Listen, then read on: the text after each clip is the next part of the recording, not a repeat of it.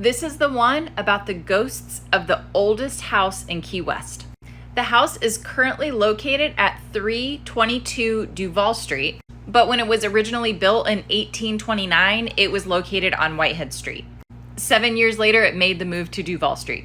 The home was built by Richard Cousins, but then rented shortly thereafter to Captain Francis Watlington, pictured here, and his family. The captain had a wife, Emeline, pictured here, and Francis and Emeline had 9 daughters. And in fact, the Watlington family and descendants occupied the home until the 1970s.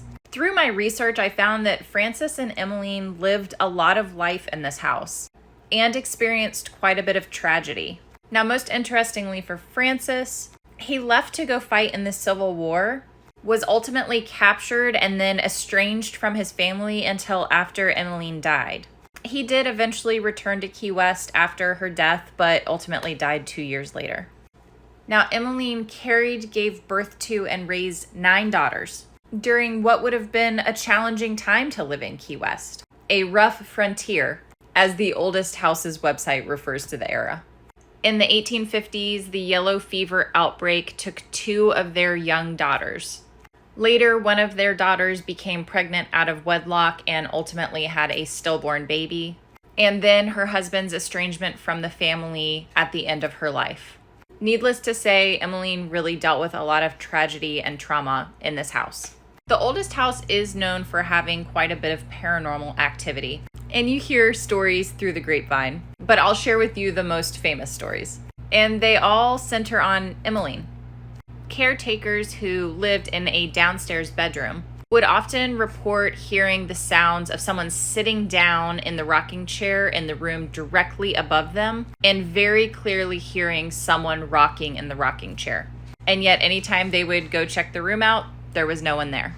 Another caretaker reported being so used to the rocking chair that he didn't even get out of bed to go investigate the noise anymore. But then one night he heard something completely different, and he couldn't quite figure out what it was until he finally realized that it was someone playing marbles upstairs. When he went upstairs to check out where the sound was coming from, he found a little girl playing with marbles surrounded by a glowing light. He said that when the little girl saw him, she ran into a bedroom, and he ran after her, but of course by the time he got there, no one was there in the bedroom. And as soon as he got back downstairs to his room, he heard the rocking chair start rocking upstairs. Finally, a psychic did visit the house, who explained that she sensed that Emeline was there in the house and had decided to stay along with the spirit of one of her daughters. This is one of the 2 daughters who passed away from yellow fever. And at the end of this child's life, they knew there was nothing more to be done. And so Emeline could only sit in her rocking chair and rock this child until she passed away, which would explain the nightly rocking and the little girl playing with marbles. It was also noted that Emeline is a very kind spirit. So the story goes that the caretaker yelled up, "Good night, Emeline," that night, and the rocking began again. I wanted to share a few more photos from this tale with you.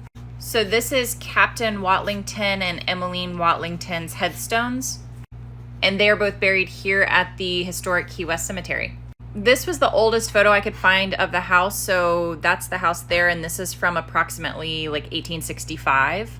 So this is Duval Street in the 1800s. So here's the house here, and this is a photo from after the hurricane of 1909. I always find it fascinating to think about these extremely old homes that have fared so well over centuries, and that so many were built by shipbuilders. This photo was from the 1960s, and there's a cute little VW bug there. Very appropriate for the era. And finally, we have this photo. I'm not exactly sure of the era of this photo, but I thought it was quite creepy and haunted looking, so very appropriate for the video. Now, you can visit the Oldest House when you come to town and just take a tour during the day, and I would highly suggest it. It's very interesting. I can't promise you'll meet any ghosts, but who knows. And one final note, I did want to shout out this book, Ghosts of Key West. It's by David L. Sloan. It contains a wealth of information about the paranormal activity on the island, and I refer to it quite frequently. If you want to get a copy, I would highly suggest it. You can pick one up in our Amazon storefront.